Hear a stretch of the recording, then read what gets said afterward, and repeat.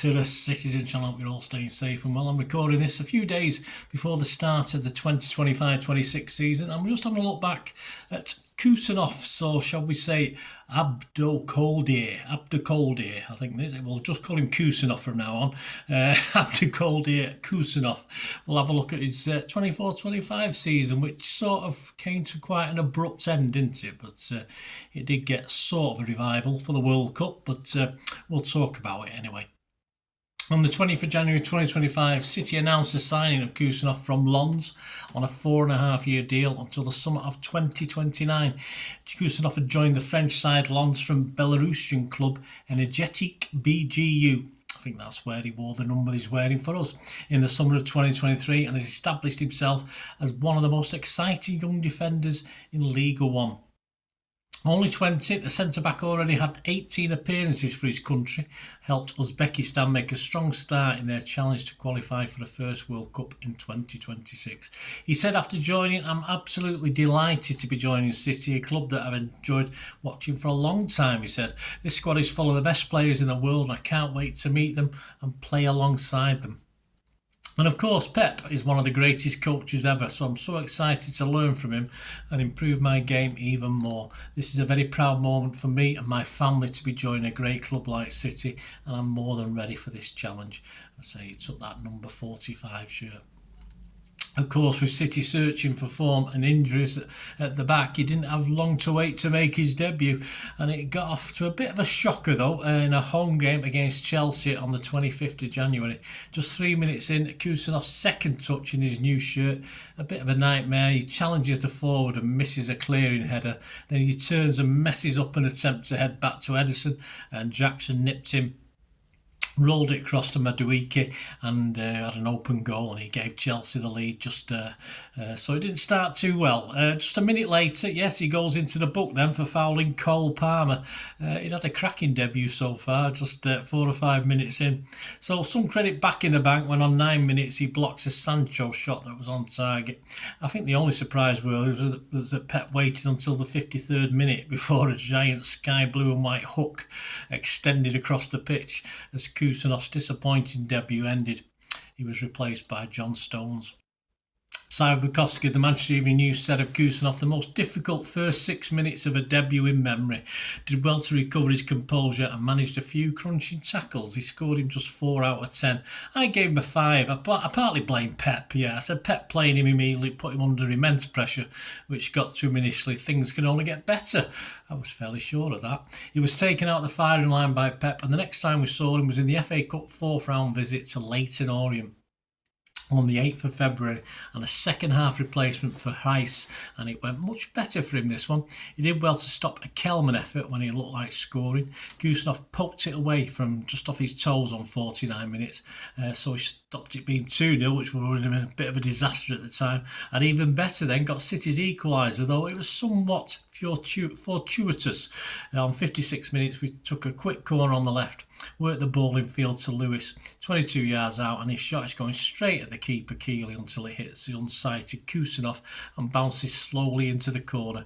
He celebrated like he meant it, and why not? Simon Bukowski said of his game, "We'll take the look of the first goal when he was better defensively. He scored him a 6. Me, I said it was better from him. Simple, basic defending. One poor clattering of an Orient player, but should be happy. I give him a 6.5. In a 4-0 win over Newcastle on the 15th of February, Simon Bukowski said of his game, "A few rash moments, although his recovery work was good. Anything back to the goalkeeper was lovely and firm. He scored him 7. I said, yes, some minor hiccups, but I thought it would do him the world of good, that performance. I give him a 7 as well." He also got a 7 from journalist Jack Gorn of the Mail. Next up, as a toughie, he got his first and last Champions League start in the 3-1 loss away to Real Madrid on the 19th of February. Simon Bukowski said of his night, "He struggled against Vinicius and Mbappe, as was always expected. He wasn't terrible though. He gave him a 5. Me, I said, not the worst City player. You must wonder what the hell he's walked into here. I scored him a 5.5. Jeremy Cross of the Express rated him just a 4. Tell you what, after a trip to the Bernabeu, how about a game against the top of the table? Yeah, on the 23rd of February, Liverpool 8 points clear at the top, 17 points clear from us. But at the Etihad, our hopes weren't particularly high. We were right not to be high. We lost 2-0, of course. Khusanov got to play in his preferred, more centre-back role. Yeah, he'd been playing a sort of right-back version, certainly for that debut, etc. And Simon Bukowski summed up his game. He said, survived a challenging night at the Bernabeu and he was better here, offering solidity and made good decisions. He scored him a 6. I thought he did a bit more than okay, in fairness, in his proper centre-back role, and I thought he showed lots of promise. I scored him a 6.5 out of 10. On the 26th of February, the now not so daunting trip to the Tottenham Stadium and a 1-0 win. Simon Bukowski said of his performance that night, a shaky start but recovered well and showed why he's the only real centre-back to start against Spurs, Liverpool, Newcastle, Real Madrid and Chelsea. It wasn't the greatest, easy start, was it for him? 6 he scored him for that game. I liked a new partnership, Khusanov and Diaz. Had a nice ring about it, I thought. And he keeps bedding in well as a player. 6.5 I scored him. A deserved rest for an FA Cup game with Plymouth, but back and played well at Forest despite a 1-0 loss on the 8th of March. Simon Bukowski said, covered the space behind Núñez well, gave Wood as good as he got and made some important blocks. He scored him a 7. I just said his stock continues to rise. I scored him a 7 as well. Neil Moxley of the Mirror just gave him a 6 though. His SofaScore stats included 5 clearances, 2 block shots and 2 interceptions. He broke records, yes, with the largest total of votes ever recorded so far as City's Etihad Player of the Month for February. He bettered Haaland and Gvardiol. This fan appreciation would soon not be reflected by his manager, though. In a frustrating 2-2 draw at home to Brighton on the 15th of March, it went slightly wrong in the space of 4 minutes at the end of the first half. On 43 minutes, he contributed to Pedro fluffing a chance for Brighton, putting him under some pressure sliding in. But then on 47 minutes, after total chaos in the City box from a corner, a Hinchelwood shot is going straight towards the corner flag, only for Khusanov to accidentally put through his own goal, and he knew nothing about it. Simon Bukowski said of the poor unfortunate to see the ball cannon into the goal, though City weren't assured at the back all day. Only give him a 5. I thought it was okay, yeah. He never really fully worked with Diaz today, I thought, but the shot was going nowhere until he put it into his net. And I rated him okay at a 6. And he also got a 6 from David McDonnell, journalist David McDonnell. Some stats for that game, SofaScore stats. Ground duels, he won his only 1 out of 1. Aerial duels, he won 3 out of 4, but he did lose possession 7 times, which isn't as bad as it sounds, probably. His final game, though, was in an FA Cup 2-1 win at Bournemouth on the 30th of March, so still plenty of games left of the season. He was replaced at half-time by Nico O'Reilly, who, of course, went on to help win the game for City. He picked up a pretty harsh yellow card on 37 minutes, but by half-time, Pep had seen enough and dragged him off. Sam Bukowski said, tested by a quick Bournemouth attack and earned a yellow card for a tactical foul in the City third. He was subbed at half-time. He scored him just 5. I said, not his greatest. Not sure his foul was a yellow, though, because I don't think he particularly meant it at the time. But it appeared to be the one. He appeared to be the one clearing most things up in defence, I thought, but I give him a 5.5. He won 3 out of 5 ground duels according to SofaScore. He had 46 touches. His pass accuracy was at 88%. But that was to be the last we saw as he stayed on the bench, or he wasn't even in the squad as City finished the season. Rumours, of course, abounded that he'd had a falling out with Pep. I think he'd returned to his native country. There's been some problem about that. But lots of different things being said about him insulting Pep accidentally. Silly things, really.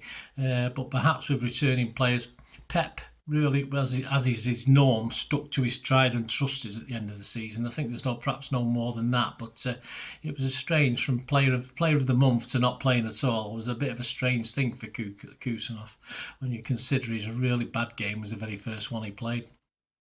In Simon Bukowski's end of season ratings, he scored him a 6 for the season. He said, a roller coaster debut was followed by an impressive month. No game time since the end of March has been a bit off. Yeah, I agree. You can say that again, Simon.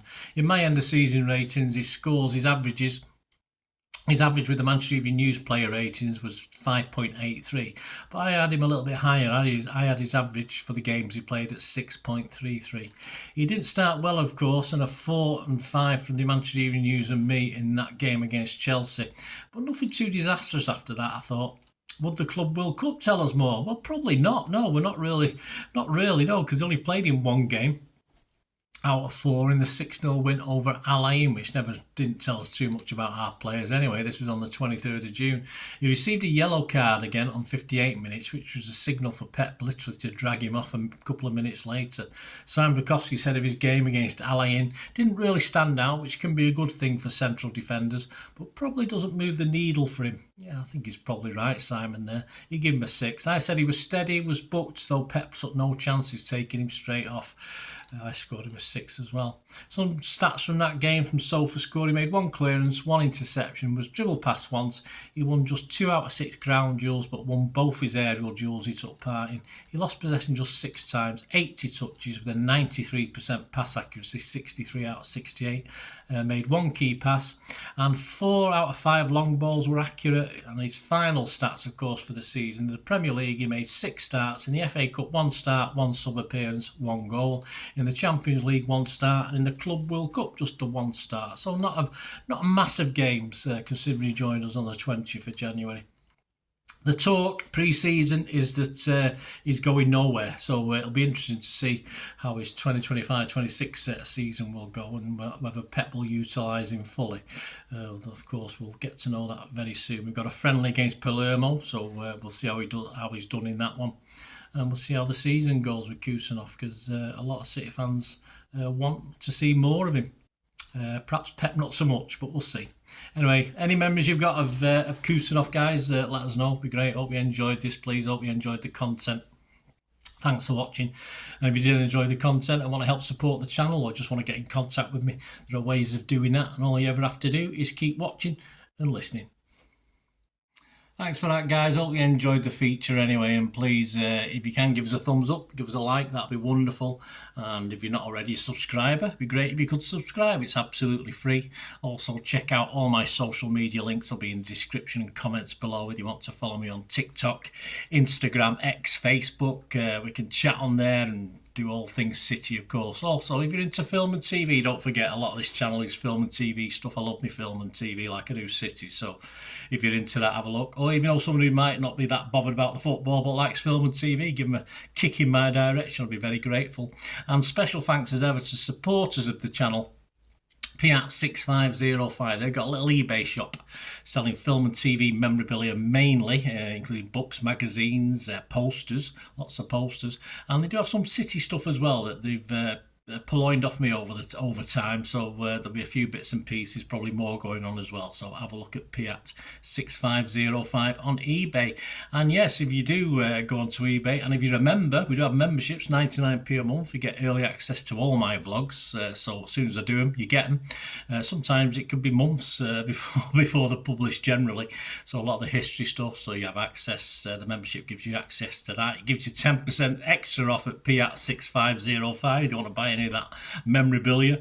That's all that you can actually gain that from being a member and support the channel. That's a great way of supporting the channel, of course, like watching the ads on the original thing that you've seen now, my original feature. That'd be fantastic. So yeah, also before we go, podcasts. If you like your podcasts, I do a podcast with Mike Long in South Korea. It's called Bolt from the Blue, in our 8th season. Yeah, we've had some good fun on there. We're trying to have a bit of humour, generally look at City's games as and when we play them, have a look back. So please check out that. It's on Soundcloud, Spotify, all good places you get your podcasts from. There you go, guys. Thanks for watching. Hope you enjoyed everything about this feature, and you didn't mind me asking you about this at the end. And please, all I ever ask for you is to stay safe, everyone, especially you Blues.